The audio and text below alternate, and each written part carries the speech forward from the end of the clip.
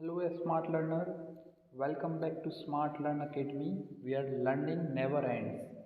In our previous class, we will discuss about integer properties.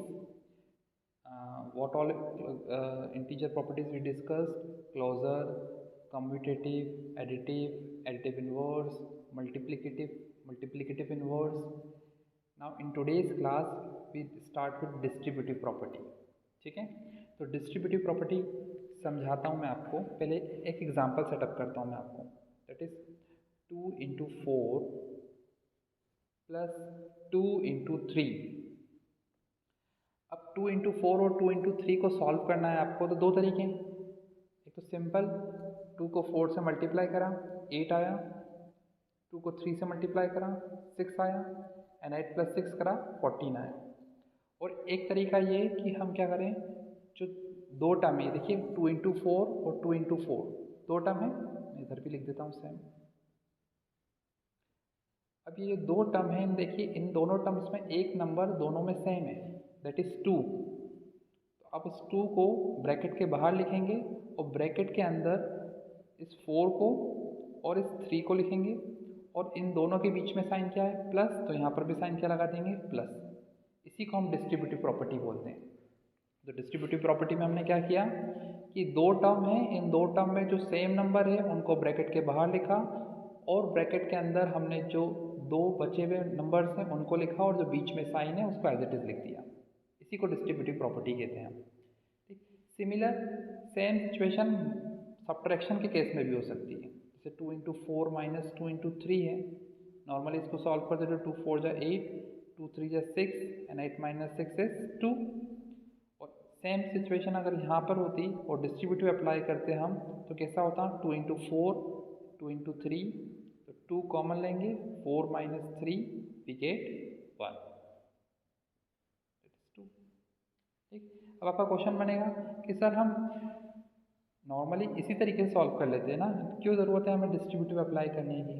देखिए, distributive property use करने से फ़ायदा ये होता है कि हमारा प्रॉब्लम जो है, हमारा क्वेश्चन जो है वो सिंप्लीफाई भी होता है, इजी भी होता है और शॉर्ट भी होता है, और सॉल्व करने में जो टाइम कंज्यूम हो रहा है वो भी बहुत कम हो जाता है, और एक्यूरेसी आपकी बहुत ज़्यादा इंक्रीज़ हो जाती है।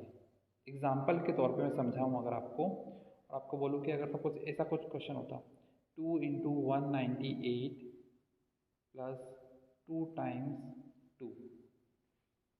तो अगर आप नॉर्मली मल्टीप्लाई करते तो 2 को 198 से मल्टीप्लाई करना पड़ता है ना, तो 2 को 198 से मल्टीप्लाई करते तो 2 × 8 = 16, 1 2 9 = 18, एक 19, 2 1 = 2 एक 3, 396 आता। फिर 2 × 2 = 4, एंड 396 + 4 = 400।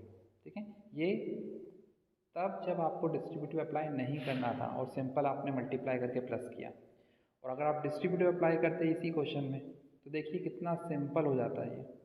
आप इसे वर्बली ही सॉल्व कर सकते थे। तो 2 × 198 + 2 हो जाता, 198 + 2 = 200, एंड 2 × 200 = 400। देखिए, जब मैंने डिस्ट्रीब्यूटिव अप्लाई करा तो देखा आपने, मुझे कैलकुलेशन नहीं करनी पड़ी, तो मेरा टाइम कम लगा। टाइम कम लगने के कारण मेरा एक्यूरेसी भी इंक्रीज़ हुई और टाइम भी कम कंज्यूम हुआ। ठीक है, जबकि यहाँ पर मुझे मल्टीप्लाई करना पड़ा, हो सकता था मल्टीप्लाई करने में मैं सिली मिस्टेक कर दूँ। ठीक है, तो सिली मिस्टेक के चांसेस भी थे, और टाइम तो ज़्यादा लग ही रहा है। तो इसलिए एक अच्छी हैबिट ये है कि डिस्ट्रीब्यूटिव यूज़ करना है आपको। ठीक है, अभी तो इनिशियल लेवल पर आपको क्वेश्चन में बोला जाएगा solve using suitable properties, but जैसे जैसे बड़े होंगे यूजिंग प्रॉपर्टीज़ हट जाएगा। लेकिन तब भी एक अच्छी आदत ये है कि जहाँ आपको लगता है डिस्ट्रीब्यूटिव लग सकता है, वहाँ डिस्ट्रीब्यूटिव लगाना चाहिए, क्योंकि डिस्ट्रीब्यूटिव लगाने से हमारा प्रॉब्लम सिंप्लीफाई भी होता है, शॉर्ट भी होता है, ईजी भी होता है, एक्यूरेसी भी इम्प्रूव होती है। ठीक, तो अब आते हैं इसके स्टैंडर्ड फॉर्म में कि स्टैंडर्ड फॉर्म है क्या डिस्ट्रीब्यूटिव का। ठीक है, देखें,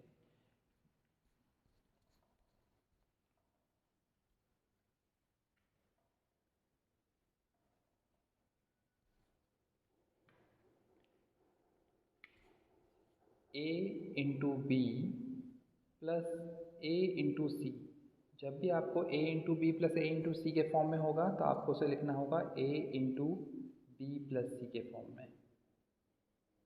ठीक है, ये एक्सपांडेड फॉर्म है और ये डिस्ट्रीब्यूटिव आइडेंटिटी लगाई है हमने इसके ऊपर। ठीक है, ध्यान से देखिए, ये दो टर्म है, इन दोनों टर्म में a जो है वो क्या है, दोनों में कॉमन है। ठीक है, और बचे हुए नंबर जो हैं वो आप ब्रैकेट के अंदर लिख देंगे और बीच में जो भी साइन होगा वो लिख देंगे। ठीक है, डिस्ट्रीब्यूटिव प्रॉपर्टीज़ में एडिशन भी पॉसिबल है और सब्ट्रैक्शन भी पॉसिबल है। मतलब अगर क्वेश्चन आपका ऐसा आता a into B minus A into C, तो आप यहाँ के लिखते a into B minus C. ठीक है, तो यहाँ एडिशन भी है और सब्ट्रैक्शन भी है। ठीक, आपको समझ में आया है ना? आई होप मैंने डिस्ट्रीब्यूटिव प्रॉपर्टी जो बताई आपको समझ में आई होगी। और अच्छे से डिस्ट्रीब्यूटिव प्रॉपर्टी क्लियर कब होगी, जब हम इसके न्यूमेरिकल क्वेश्चन जो क्वेश्चंस होंगे इस पर बेस्ड वो सॉल्व करेंगे। ठीक है, बेसिक अपनी जगह पर है, लेकिन जब तक आप क्वेश्चन सॉल्व करके नहीं देखोगे चीज़ें आपको क्लियर नहीं होंगी। तो आने वाले अपकमिंग वीडियोस में हम डिस्ट्रीब्यूटिव प्रॉपर्टीज़ के क्वेश्चंस को भी डिस्कस करेंगे, और जब हम 4, 5, 6 क्वेश्चन इसके कर लेंगे तो हम यूज टू हो जाएंगे और चीज़ें हमें और अच्छे समझ में आने लगेगी। तो बहुत ज़रूरी है कि डिस्ट्रीब्यूटिव समझने के बाद उसके क्वेश्चंस की भी वीडियोस देखिए और उसकी प्रैक्टिस करिए, तो डिस्ट्रीब्यूटिव प्रॉपर्टी आपको बहुत इजी लगेगी और ये बहुत इंपॉर्टेंट प्रॉपर्टीज़ हैं, आपको आगे तक काम आएगी। ठीक है, आपको मेरा वीडियो समझ में आया हो तो उसे शेयर करें अपने फ्रेंड्स के साथ जिनको डिस्ट्रीब्यूटिव प्रॉपर्टीज़ में प्रॉब्लम है, उनके साथ शेयर करें, क्योंकि ज्ञान बांटने से बढ़ता है। हो सकता है उनकी तरफ से आपको इन्फॉर्मेटिव वीडियो कोई आ जाए। ठीक है, तो शेयर करना चाहिए, पॉजिटिविटी शेयर ज़रूर करनी चाहिए। Thank you.